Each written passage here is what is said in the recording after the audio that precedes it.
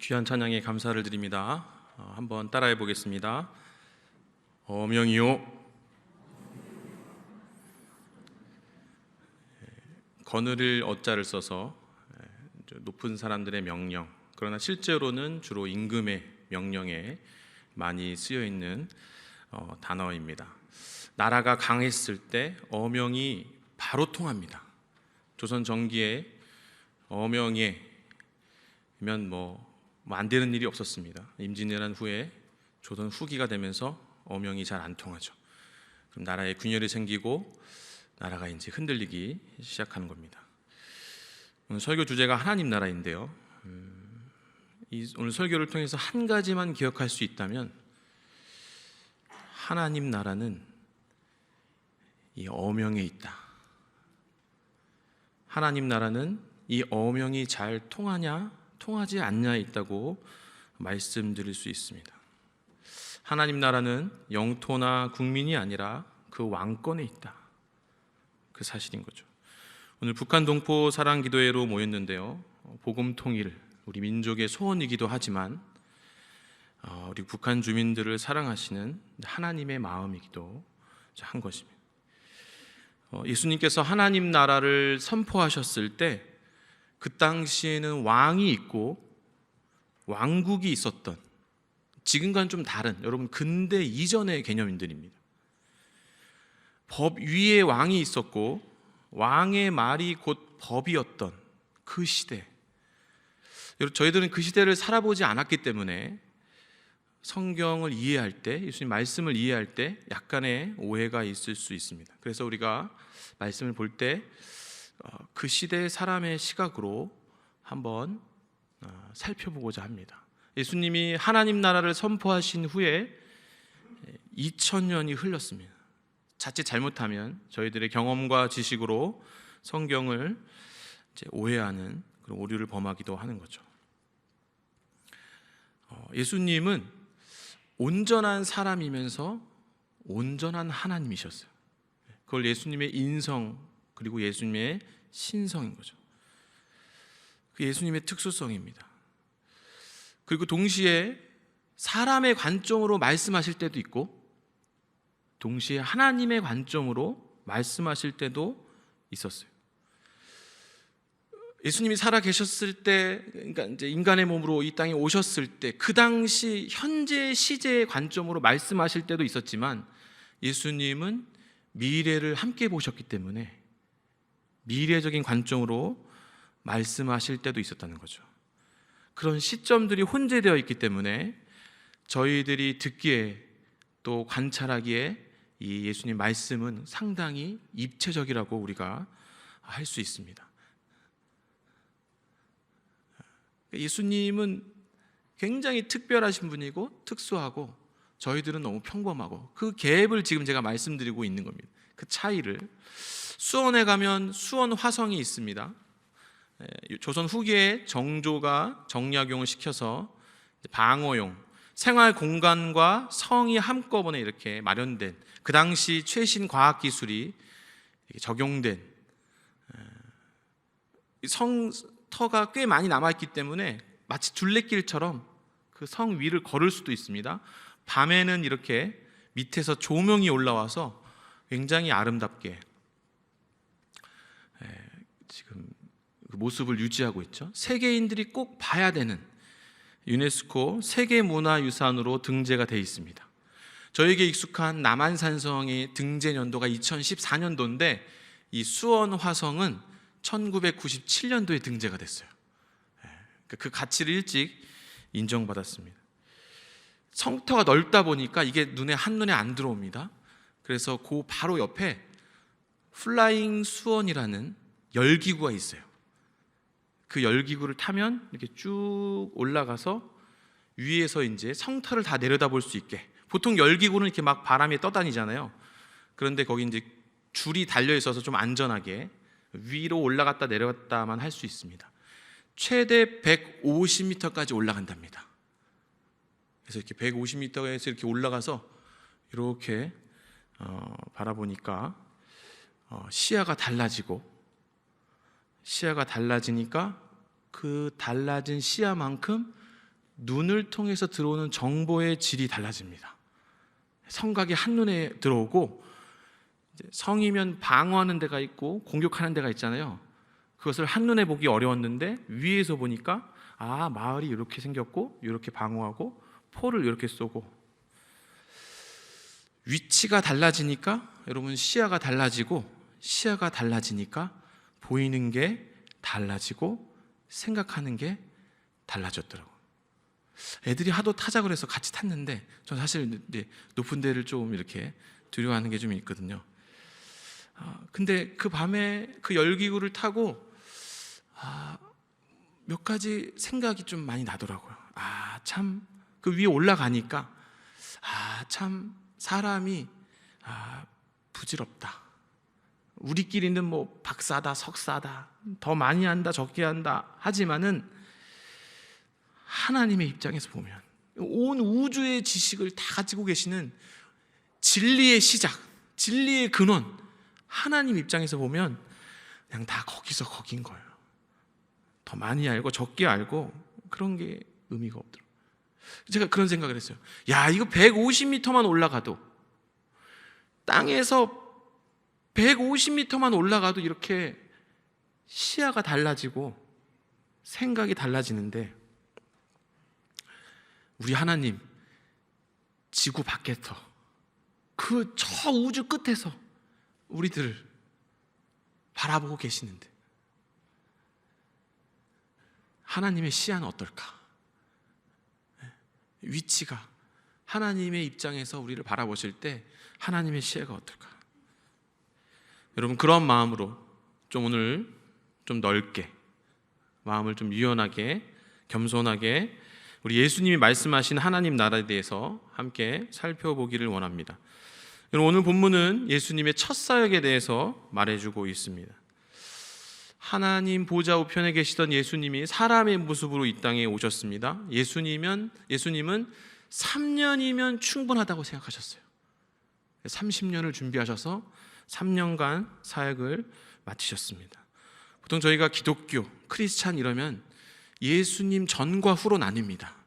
그러니까 구약은 예수님 전은 이제 유대인의 하나님이, 예수님 이후부터 온 인류의 이제 하나님으로 나눌 수가 있죠. 그래서 예수님의 사역이 굉장히 중요한데, 예수님의 사역은 크게 세 가지로 나눠볼 수 있습니다. 오늘 우리가 살펴볼 하나님 나라의 선포입니다. 첫 번째는 하나님 나라의 선포, 두 번째는 제자 훈련이에요. 예수님은 그 바쁜 와중에서도 소수의 사람을 굉장히 깊이 있게 만나고 훈련시키셨어요. 여러분, 제자 훈련은 사람을 키우는 사역입니다. 리더를 양성하고 일꾼을 양성하는 겁니다. 오랜 시간이 걸립니다. 열매가 막 이렇게 베드로가 한 번 설교하면 3,000명, 5,000명이 회심하고 이렇게 열매가 눈에 보이는 게 아니라, 제자 훈련은 잘 티도 안 나고 오랜 시간이 걸리는 그런 사역입니다. 그러나 꼭 필요한 사역이고 하나님 마음에 합한 사역이고, 하나님은 지금도 온 땅을 두루 감찰하사 전심으로 자기에게 향하는 자를 위하여 은혜를 베푸시기를 위해서 준비하고 계신다는 거죠. 그래서 저희 교회도 그 제자형의 훈련부가 있죠. 그래서 한번 받으신 분들은 또 받을 수도 있고, 못 받으신 분들 꼭 받으시고, 그래서 예수님의 이 두 번째 사역에 함께 동참하시기를 바랍니다. 세 번째 사역은 사회봉사 사역이었어요. 헬라어로는 디아코니아라고 그러는데, 여러분, 우리나라에 많이 소개가 잘 안 되어 있습니다. 우리나라에도 아직 그 디아코니아 관련해서 박사과정이 없는 걸로, 목회학 박사과정은 있지만 신학 박사과정이 없는 걸로 알고 있습니다. 여러분, 제자 훈련이 소수의 사람들을 선발해서 깊이 있게 훈련하는 리더 양성 교육이라면, 이 디아코니아 사회봉사 사역은 믿든지 안 믿든지 많은 사람들을 대상으로 그 필요가 있는 사람들의 필요를 채워주는, 예수님이 병 고치는데 믿든지 안 믿든지, 예수님이 귀신을 내쫓는데 이 사람이 나중에 신자가 될든지 안 될든지 그런 걸 따지지 않으셨어요. 그냥 먹이고 입히고 돌아보고, 선교나 전도와 또 다른 형태의 사역인 거죠. 정말 말 그대로 서비스, 봉사의 차원인 겁니다. 영락교회는 익히 하나님의 이 뜻을 받들어서 이전에 4대 본질이었죠. 선교, 교육, 성도의 교제, 봉사, 요즘은 5대 예배가 추가돼서 5대 본질로 바뀌었습니다. 예수님이 이렇게 세 가지 사역이 중요한 이유는 이 세 가지가 다 연결되어 있기 때문입니다. 오늘 우리가 함께 살펴볼 이 첫 번째 사역, 하나님 나라의 선포도 사실 이 세 가지 사역을 함께 힘을 모아야지만 이 하나님 나라가 확장되는데 우리가 힘을 받을 수가 있는 겁니다. 여러분 15절입니다. 제가 한번 읽어보겠습니다. 이르시되 때가 찼고, 이제 때가 됐다는 겁니다. 때가 찼다는 겁니다. 어떤 때입니까? 아까 말씀드렸죠. 원래는 유대인의 하나님이셨어요. 구약의 하나님. 하나님께서 아브라함을 택하시고 이스라엘 민족이 되게 하시고 이스라엘이 이제 하나님 백성이 되었는데 이제는 때가 됐다는 거. 어떤 때냐면 온 인류가 하나님의 백성이 될 때가 됐다는 거죠. 온 세계가 이제 하나님의 왕국이 될 때가 됐다는 겁니다. 그래서 예수님이 이 땅에 오셔서, 여러분 아까 말씀드렸죠. 3년이면 충분하다. 30년을 준비하셨어요. 그리고 예수님의 이 성육신은 구약도 예언된 사역이거든요. 그 수백 년을 기다려서, 그리고 또 이 땅에 오신 뒤에 때가 될 때까지 30년을 또 기다리셔서, 그리고 나서 이제 예수님의 입에서 나오는 첫 메시지, 가장 중요하지 않겠습니까? 첫 설교가 바로 15절 하반절에 하나님 나라가 가까이 왔다는 겁니다. 하나님 나라는 헬라어로는 바실레이아라고 하는데, 이것은 여러분 왕국이라는 개념입니다. 나라라는 개념은 이제 근대적 개념이에요. 우리가 이제 학교에서 배웠는데 나라의 주인은 국민입니다. 국민. 나라의 3요소가 있죠. 국민, 영토, 주권. 그래서 하나님 나라 이러면 저희가 좀 약간 헷갈려요. 하나님 나라 이러면 나라의 주인이 국민인데 하나님 나라 이러면, 근데 하나님 나라의 주인은 국민이 아니거든요. 하나님이거든요. 그래서 좀 헷갈리는 거죠. 가끔 이렇게 교회 와서 민주주의를 얘기하시는 분이 계시는데, 여러분 민주주의 너무 좋은 개념이고 틀린 개념이 아닙니다. 근데 민주주의가 만병통치는 아닌 거죠. 이 민주주의가 자리 잡기 전에 기독교가 먼저 있었고,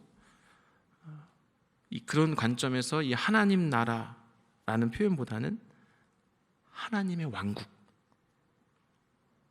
왕국으로 얘기하면 더 쉽게 이해가 되는 거죠.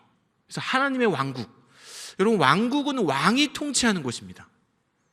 그래서 왕국의 가장 중요한 요소는 왕권인 거예요. 왕권. 제가 아까 서두에 어명이요 기억하기 쉽게 말씀을 드렸는데, 그래서 말씀을 드린 거예요.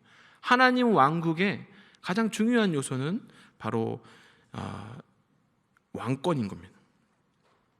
이 땅이 누구 왕의 것이냐라는 것은 그 땅에 사는 백성이 어떤 왕의 말을 듣냐에 따라서 달라졌는 거예요.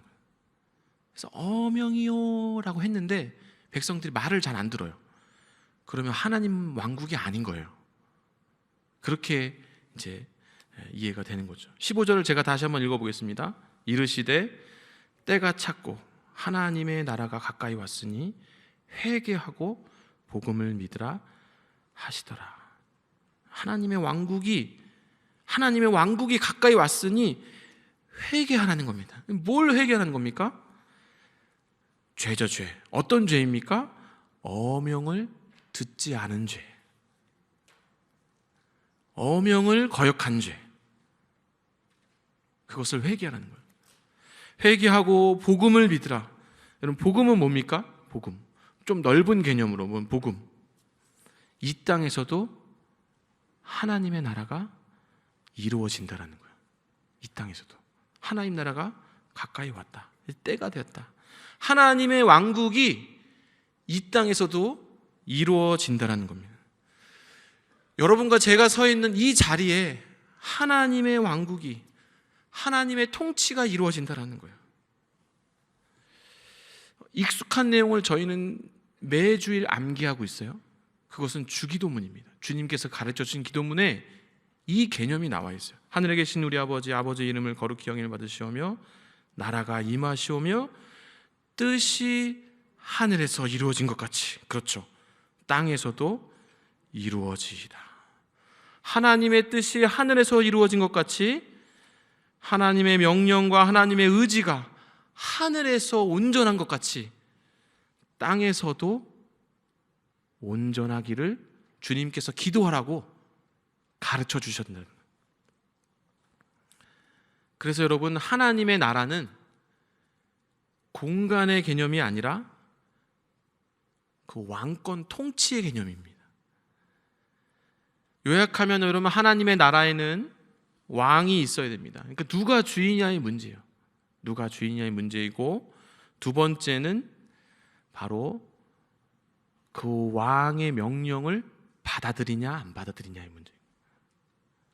나의 인생에 하나님께서 개입하실 수 있냐 없냐, 나의 가정의 방향성에, 나의 가정의 목표에 하나님의 어명이 개입하실 수 있냐 없냐, 그 부분에 이 하나님 나라의 성패가 달려있다는 거예요. 이렇게 하나님의 나라는 공간의 개념이 아닙니다. 이 개념을 여러분, 예수님께서도 누가복음에 명확하게 얘기를 해주셨습니다. 누가복음 17장 20절에서 21절 제가 한번 읽어보겠습니다. 바리새인들이 하나님의 나라가 어느 때에 임하니까 묻거늘 예수께서 대답하여 이르시되 하나님의 나라는 볼 수 있게 임하는 것이 아니요 또 여기 있다 저기 있다고도 못하리니 하나님의 나라는 너희 안에 있느니라. 여러분, 20절 중간에 이런 말씀이 있습니다. 하나님의 나라는 볼 수 있게 임하는 것이 아니요. 하나님의 나라는 공간의 개념이 아닌 거예요. 하나님의 나라는 순종의 개념입니다. 21절입니다. 하나님의 나라는 너희 안에 있느니라. 아니, 예수님께서 하나님의 나라가 영토나 공간의 개념이 아니라고 말씀하신 건 제가 알겠는데, 저희가 알겠는데, 너희 안에 있다, 너희 안에 있다, 이게 좀 참 아리송한 개념입니다. 하나님의 나라가 우리 안에 있다. 생각해보면, 제가 말씀을 준비하면서 생각을 해보니까, 생각해보면 저희 안에 있는 게 참 많습니다. 분명 배가 불러서 더 이상 들어갈 공간이 없는데 먹으면 자꾸 들어가거든요. 공간이 있다는 거죠. 분명 덧질 살이 없는데 자꾸 방심하던 사이에 자꾸 살이 늘어나는 공간이 뭔가 있다는 거예요. 우리 안에 양심이 있고, 우리 안에 마음이 있고, 우리 안에 영혼이 있고, 또 우리 안에 성령 하나님께서 계십니다. 여러분 믿으십니까? MRI, 엑스레이, CT 촬영 아무리 찍어도 나오진 않는데 우리 안에 뭔가 공간이 있다라는 거예요. 그 안에 우리의 마음이 있고, 양심이 있고, 우리의 영혼이 있고, 그리고 성령 하나님께서 계시는 그 공간이 있다고. 만약에 하나님 나라가 있다면 눈에 보이지 않는 그 공간이 아닐까요? 그래서 오늘 말씀에 저에게 주신 것처럼 만약에 우리가 선 자리에서 우리가 순종한다면 그곳이 하나님 나라가 되는 겁니다. 저희의 가정에 하나님의 이 어명이 유효하다면 저희 가정들도 하나님의 나라가 되는 거죠. 또한 여러분, 하나님의 나라는 미래적 개념이 아닙니다. 예수님이 말씀하신 하나님 나라는 먼 미래가 아니라 현재적 개념이라는 거죠. 여러분 17장 20절 하반절에 하나님의 나라는 너희 안에 있느니라, 여기 너희 안에 있다라는 이 동사가 현재형으로 나와 있어요. 그러니까 예수님이 지금 말씀하고 있는 거죠. 그 당시 그 질문했던 바리새인과 서기관들에게 너희 안에 있다라고 얘기할 때 그 있다가 현재형이라는 거죠. 하나님의 나라는 죽어서 임하는 사후 영생의 개념이 아니라 오늘 저희들의 삶과 가정과 직장에서 우리의 순종함을 통해 이루어져 가는 개념이라는 거예요. 3달 전에 교구의 한 성도님이 이메일로 질문을 보냈습니다. 목사님 제가 말씀대로 365를 열심히 읽다가 이해가 안 되는 부분이 있어서 질문합니다. 그러면서 한 3가지를 보내주셨어요. 이분이 2019년 새가족이신데 장인 어른의 전도로 여러분 장인 어른의 전도로 교회에 나오게 된 이제 막 교회를 알아가는 이제 막 신앙을 알아가는 너무 귀한 영혼입니다. 여러분 뭔가 질문이 생겼다는 건 좋은 징조입니까? 아닙니까? 좋은 징조라는 거예요. 작년에 우리가 말씀대로 365를 열심히 하면서 미처 다 말하지 않았지만 많은 열매들이 우리 안에 있고 많은 변화들과 결단들이 우리 안에 있다라는 것을 계속 우리가 사역을 하면 할수록 경험하게 되는 거예요. 그래서 이메일로 다시 잘 말씀을 드렸어요. 그분의 질문, 가장 궁금한 질문은 크게 2가지가 이거였습니다. 목사님, 하나님의 나라는 예수님의 재림의 날입니까? 그러면 곧 심판의 날입니까? 이런 질문. 또한 하나님의 나라는 너희 안에 있다라는 것은 무슨 말입니까? 그렇게 질문을 주셨어요. 여러분 많은 분들이 오해할 수 있는 그런 구절인 겁니다. 예수님 말씀하신 이 하나님 나라를 한자로 쓰면 하늘천 나라국. 그러면 합치면 뭡니까? 천국이에요. 천국. 천국이 곧 하나님 나라예요. 천국이 오해되어 있었던 거예요. 천국. 죽어서 가는 나라. 죽어서 가는 곳. 고통도 없고 배고픔도 없고 이별도 없는 영원한 안식. 천국. 그런데 천국이 하나님 나라네요. 여러분 제가 몇 구절 더 찾아보겠습니다. 마태복음 19장 23절에서 24절입니다. 마태복음 19장 23절에서 24절 제가 한번 읽어보겠습니다. 내가 진실로 너희에게 이르노니 부자는 천국에 들어가기가 어려우니라. 다시 너희에게 말하노니 낙타가 바늘기로 들어가는 것이 부자가 하나님 나라에 들어가는 것보다 쉬우니라. 지금 마태는 천국과 하나님 나라를 같은 동의어로 사용하고 있어요. 오늘 본문이 마가복음 1장 14, 15절인데요. 보통 공간복음이라고 하잖아요. 마태, 마가, 누가는 관점이 같아서 공간복음인데 병행 구절들이 많이 있어요. 그래서 마가복음 1장 14, 15절의 병행 구절이 마태복음 4장 17절입니다.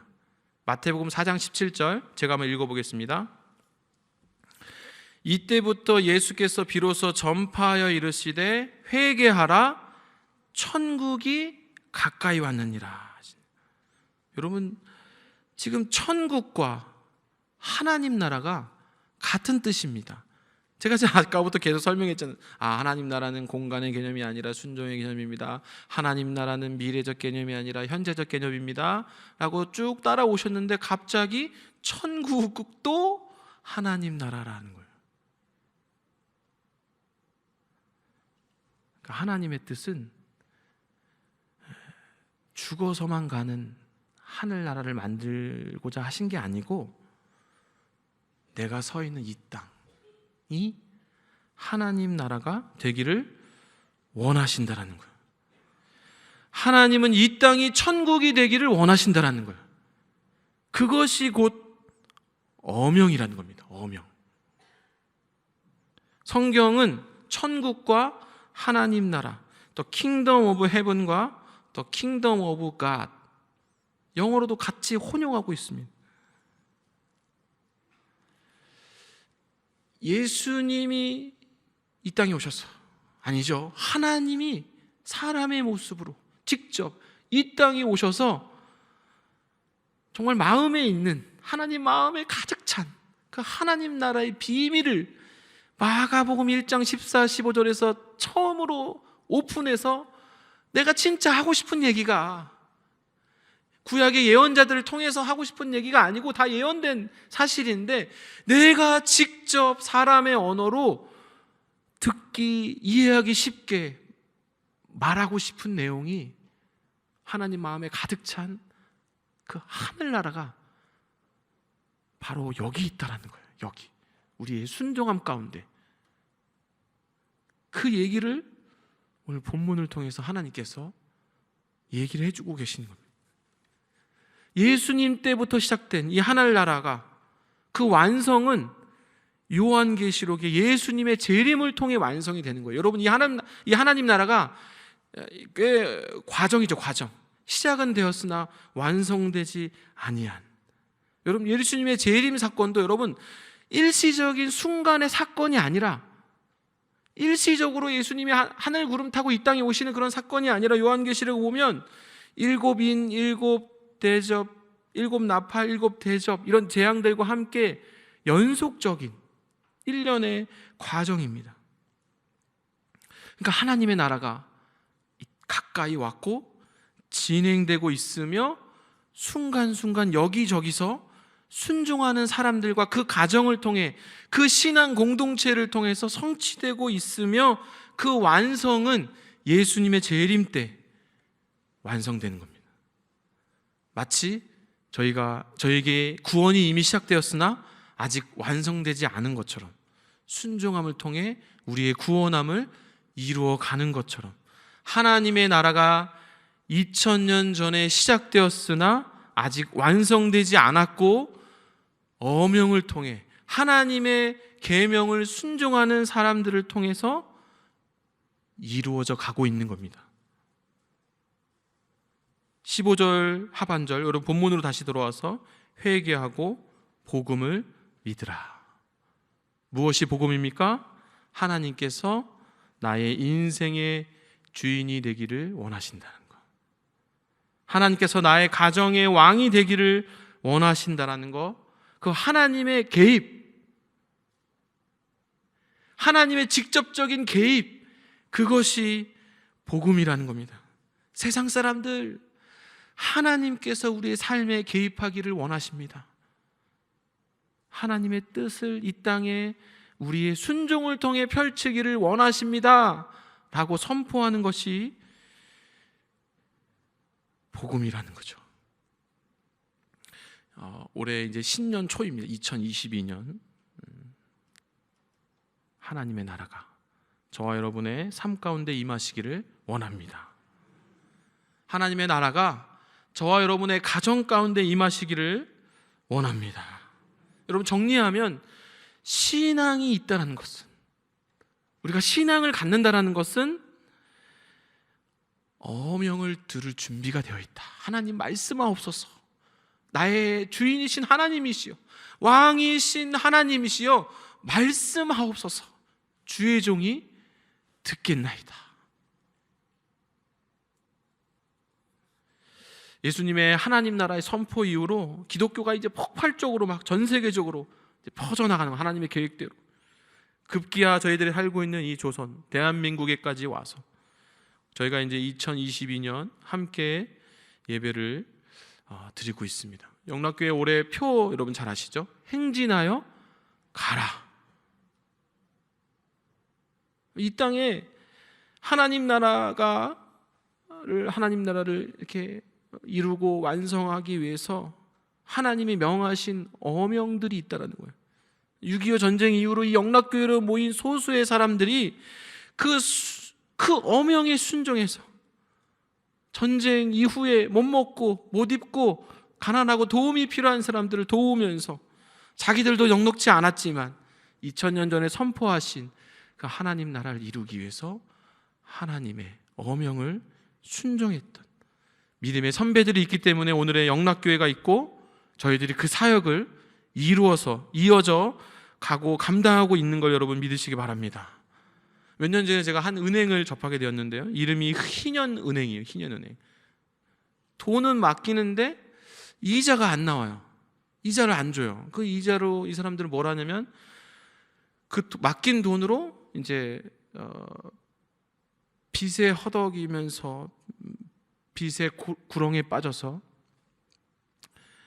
인생을 막 끝내려고 생각하는 사람들, 그런 분들, 특별히 이제 청년들에게 그 희년의 정신, 희년이 뭡니까? 50년 동안만 이제 보유하라 이거. 땅이든 재산이든 노예든 50년 후에는 다 이렇게 다시 돌려줘라 이 얘기는, 가난이 되물림되지 않도록 그 정신을 이렇게 받아들여 갖고, 그래서 이제 사람들이 돈을 맡기는데 언제든 찾아갈 수는 있죠. 찾아갈 수는 있지만 이자는 안 받고, 그럼 사람들, 그 은행은 그 이 돈으로 이제 대출이 필요한 사람들에게 무이자로 대출을 해주는 거예요. 2017년에 시작을 해갖고요, 여러분, 지금 출자금이 한 5억 9천 정도 모였습니다. 은행치고는 굉장히 작습니다. 조합원이 한 600명 정도 있는 그런 이제 은행인 거예요. 저는 이 은행을 시작했던 그분도 이 땅에 하나님 나라가 확장되기 위해서 그 작은 어명에 순종해서 그런 일들을 감당해 나가고 있다고 말씀드리고 싶은 거예요. 여러분, 대한민국에 영락교회가 있다면 미국에는 세이비어 처치라고 있습니다. 세이비어 교회. 여러분, 고든 코스비 목사님이 1947년에 세운 교회인데요, 이 교회의 별명이 있어요. 그건 뭐냐면 미국을 움직이는 작은 공동체. 왜 작은 공동체냐면 성도가 한 200명 남짓 됩니다. 성도가 200명 남짓 되는데, 미국을 왜 움직이냐면 이 교회가 집행하는 예산이 2천만 불이에요. 그럼 한화로 약 한 220억 정도 됩니다. 그리고 성도가 200명인데 예산이 220억일 수가 없어요. 220억은 어디서 모이냐면 이 교회의 사역을 응원하는 미국 시민들이 후원하는 거예요.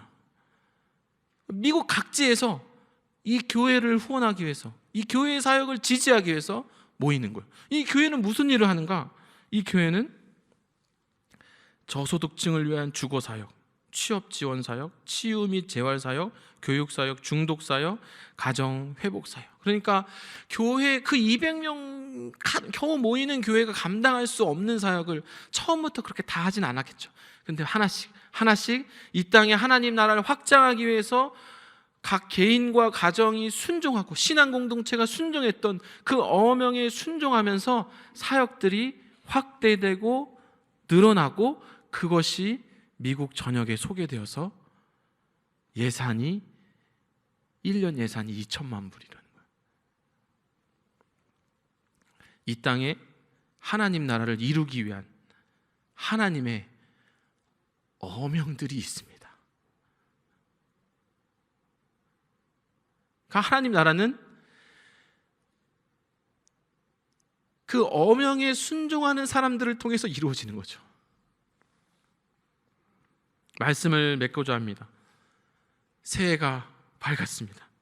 오늘도 하나님 나라를 이루기 위해서 선포하신 예수님의 어명을 들으시고 순종하시고 하나님 나라를 위해서 함께 만들어 가시는 저와 여러분 되시기를 주님의 이름으로 축원합니다. 기도하겠습니다. 사랑의 주님, 저희들의 마음이 하나님의 복음으로 가득 찬 하나님 나라가 되게 하여 주시옵소서. 그래, 저희들의 삶에 그리스도의 향기가 가득 차서 하나님 없이 살아가던 외롭고 지치고 안타까운 영혼들이 저희들을 통해 예수 그리스도를 만나게 하시고 새 생명 얻게 되는 놀라운 천국의 앞마당들이 다 되게 하여 주시옵소서. 예수 그리스도의 이름으로 간절히 기도하옵나이다. 아멘.